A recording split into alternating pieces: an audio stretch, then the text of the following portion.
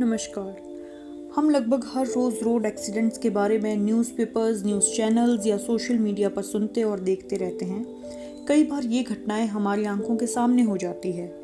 इस टॉपिक को इम्पॉर्टेंट बनाता है हर साल रोड एक्सीडेंट्स में होने वाली मौतों का आंकड़ा और उनके कारण। हम इस वीडियो पर बात करेंगे भारत में होने वाली सड़क दुर्घटनाओं और उनके कारणों पर। भारत दुनिया भर में रोड एक्सीडेंट्स में होने वाली मौतों का 11% कंट्रीब्यूट करता है। 2019 में 4,80,652 रोड एक्सीडेंट्स हुए थे, जिनमें 1,51,113 लोग मारे गए थे। भारत में हर 4 मिनट में एक मौत होती है। भारत रोड एक्सीडेंट्स के मामले में दुनिया में सबसे ज़्यादा जानें गंवाता है। उसके बाद चाइना और उसके बाद यूएस आते हैं। अगर हम लोग राज्यों की बात करें तो सबसे ज़्यादा रोड एक्सीडेंट्स तमिलनाडु में देखने को मिलते हैं। उसके बाद मध्य प्रदेश, उत्तर प्रदेश, केरला और कर्नाटक आते हैं। लेकिन उत्तर प्रदेश में रोड एक्सीडेंट्स में होने वाली मौतों का आंकड़ा सबसे ज़्यादा है। दूसरे नंबर पर महाराष्ट्र आता है।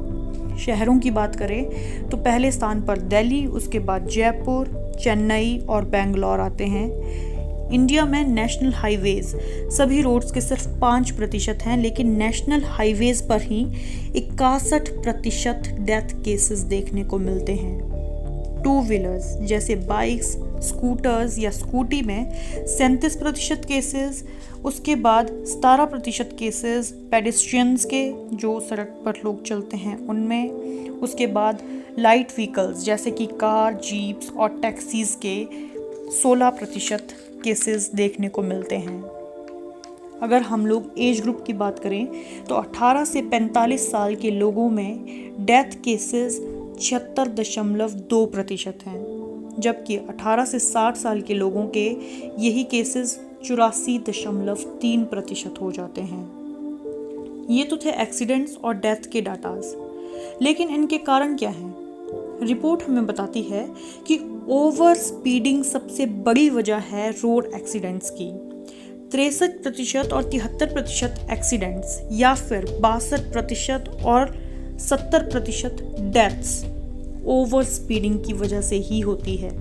इसके अलावा drink and drive, driver distraction जैसे गाड़ी चलाते वक्त फ़ोन यूज़ करना या मल्टीटास्किंग करना, ट्रैफिक नियमों का पालन ना करना, इंडिकेटर्स का प्रॉपर यूज़ ना करना, वाहन में खराबी या फिर कभी रोड्स में खराबी हो जाती है, कई बार रास्ते में एकदम से पशु बीच में आ जाते हैं। ये सभी कारण हैं रोड एक्सीडेंट्स के। हमें लगता है कि अधिकतर दुर्घटनाएं कर्व्स पर होती हैं, मोड़ पर होती है, लेकिन डाटा हमें बताता है कि ये घटनाएं स्ट्रेट रोड्स पर ज़्यादा देखने को मिलती है। 96,624 लोगों ने स्ट्रेट रोड्स पर अपनी जान गंवाई, जबकि कर्व्स पर ये नंबर 20,141 था। इसका कारण है कि हम मोड़ पर अधिक सावधान रहते हैं और स्ट्रेट रोड्स पर लापरवाही दिखाते हैं। हमें पता होता है कि मोड़ पर आगे से गाड़ी आ सकती है, हम लोग अपनी स्पीड कम करते हैं, जबकि स्ट्रेट रोड्स पर हम अपनी सावधानी को कम कर देते हैं। साथियों, इन दुर्घटनाओं के कारण सिर्फ उस व्यक्ति और उसके परिवार को नुकसान नहीं होता, बल्कि पूरे देश को आर्थिक रूप से भी नुकसान होता है। देखते हैं कि इस बारे में राजनाथ सिंह जी का क्या कहना है। दुर्घटना होने से केवल एक व्यक्ति की क्षति अथवा एक परिवार की ही क्षति नहीं होती है, यह पूरे देश की अर्थव्यवस्था को भी यह प्रभावित करता है। और जहां तक मेरी जानकारी है कि जितनी रोड एक्सीडेंट्स हमारे देश में हो रहे हैं, उसके परिणाम स्वरूप लगभग, जैसा मुझे बताया गया है, कि जीडीपी का 3% का लॉस होता है देश की अर्थव्यवस्था में।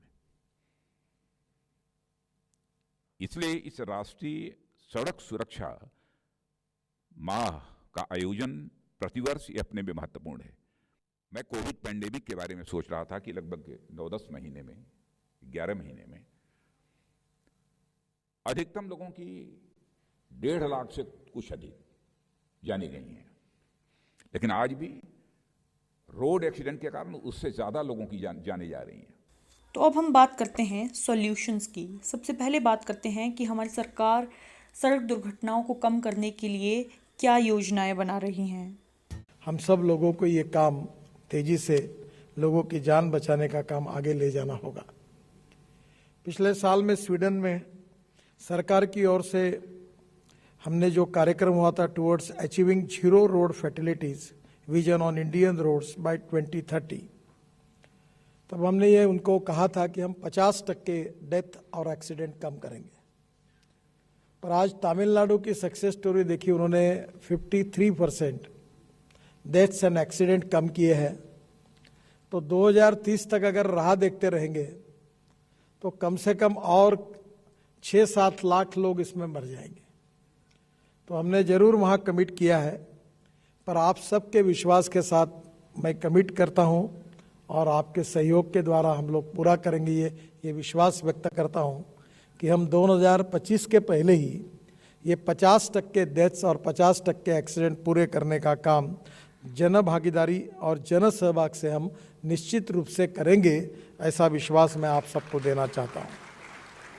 काफ़ी ब्लैक स्पॉट्स आइडेंटिफाई हुए हैं और अभी हमें वर्ल्ड बैंक और एडीबी ने भी 7-7 हज़ार करोड़ की 2 योजनाओं को मंजूरी दी है।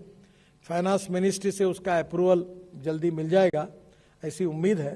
तो 14,000 करोड़ रुपए हम देश में भारत सरकार के रोड, राज्य सरकार के रोड, म्यूनिसिपल रोड, ये जो ब्लैक स्पॉट्स हैं, डेट ट्रैप बने हुए हैं, उनको सबको इम्प्रूवमेंट करने के लिए खर्चा करेंगे, जिससे निश्चित रूप से फायदा होगा। जो एजुकेशन की बात है, उसमें मैं देश के विशेष रूप से स्कूल के हेडमास्टर्स, प्रिंसिपल, वाइस चांसलर्स और एजुकेशन इंस्टीट्यूशन के ऑफिस बेरर्स, उनको अनुरोध करूंगा कि आपके यहाँ विशेष रूप से आप बच्चों को ये रोड सेफ्टी के बारे में, रूल्स ऑफ द रोड के बारे में विशेष रूप से सिखाइए। ये तो था कि सरकार क्या कर रही है, लेकिन सड़क दुर्घटनाओं को कम करने के लिए हम क्या कर सकते हैं, आइए देखते हैं। हमें हमेशा सीट बेल्ट का यूज़ करना चाहिए। सीट बेल्ट हमें काफ़ी सेफ्टी प्रोवाइड करती है। अगर हम लोग शराब पिए हुए हैं, ड्रिंक एंड ड्राइव कर रहे हैं, तो वो भी हमारे लिए बहुत ही खतरनाक साबित हो सकता है। हम थके हुए हैं, हमें नींद आ रही है, हम रेस्ट नहीं ले रहे हैं प्रॉपर और ड्राइविंग कर रहे हैं, तो वो खतरनाक है। हमें स्पीड लिमिट्स जितनी कि किसी सड़क में रिक्वायर्ड है उसी से ही अडेयर रहना चाहिए। हमें चिल्ड्रन, सीनियर सिटीजन्स या फिर वो जो राह में चलने वाले लोग हैं उन्हें भी ध्यान में रखना चाहिए। 2 वाहनों के बीच में प्रॉपर डिस्टेंस होना चाहिए और हमें जब भी सड़क पे चलना है हमें रुकना है, देखना है, सुनना है, डिस्ट्रैक्ट नहीं होना है जब भी हम गाड़ी चला रहे हैं। हमें जितने भी ट्रैफिक साइंस हैं या फिर आगे वाली गाड़ी कोई साइन दे रही है उनका ध्यान रखना चाहिए। अगर हम लोग 2 व्हीलर्स पर चल रहे हैं तो हमें हेलमेट अवश्य पहनने चाहिए। हमें उन्हें फॉर्मेलिटी की तरह या फिर किसी पुलिस वाले को दिखाने के लिए नहीं पहनना चाहिए। उम्मीद है आपको ये इन्फॉर्मेशन अच्छी लगी होगी और आपकी इस बारे में क्या राय है प्लीज़ शेयर कीजिए। धन्यवाद।